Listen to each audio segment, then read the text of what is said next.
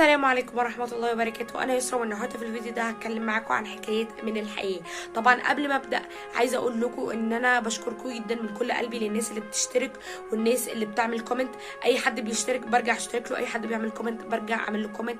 القصة النهاردة عن الطيارة اللي رجعت بعد 37 سنة، وأحط لكم صورة للطيارة هنا عشان تعرفوا شكلها. ويلا نبدأ بالحكاية.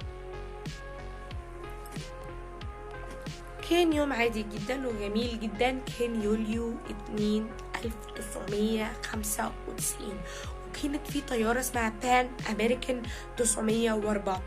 الطيارة دي كانت المفروض ان هي من امريكا نيويورك سيتي تروح لفلوريدا ميامي، وكانت المفروض ان الطيارة توصل بعديها ب3 ساعات، وان هي تعمل لاندنج 3 ساعات. المهم اللي حصل، الناس ملقتش الطيارة على الرادار. الناس اترعبت، راحت فين الطيارة؟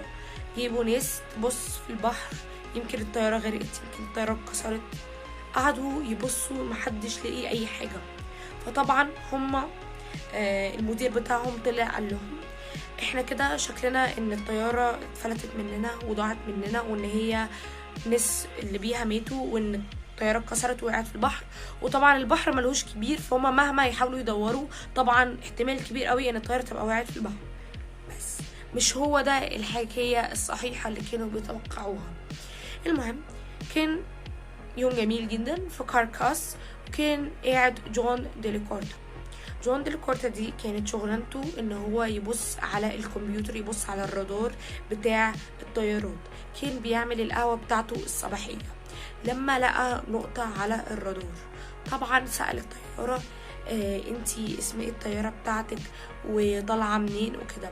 فراح الطيار قال له انا بان امريكان 914 وطالع من يوليو 2 1995، وكنت المفروض اروح من نيويورك سيتي لميامي فلوريدا. فهو الراجل اللي كان قاعد استغرب، قال له ازاي ده النهارده؟ تعرف ان النهارده ماي 21 1992؟ فطبعا الطيار مردش عليه خالص جدا جدا. وجون ديليكورتا ما كانش عايز ان هو يعني يضايقه او يعني يكلمه فيعمل مشكله، فخلى لما الطيار يعمل لاندنج. ولما الطيار عمل لاندنج للطياره راح هو جايب الاسعاف والبوليس وكل حاجه عشان يعرفوا ايه هي الحكايه وايه اللي حصل وايه اللي اخروه 37 سنه. المهم ايه اللي حصل بعد كده؟ فبعدين اول ما عملوا لاندنج فراح الطيار قال له ايه؟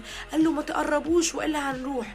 طبعا اللي حصل خلاص انا دلوقتي هبدأ الانجين وهروح. وفعلا اخد بعضه الطيار وطلع بالطيارة.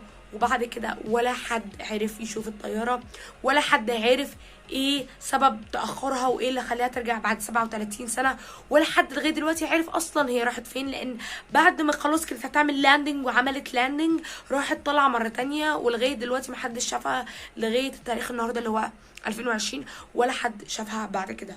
يا ريت عجبتكم قصة النهاردة، اشوفكم في قصص تانية، وعليكم السلام.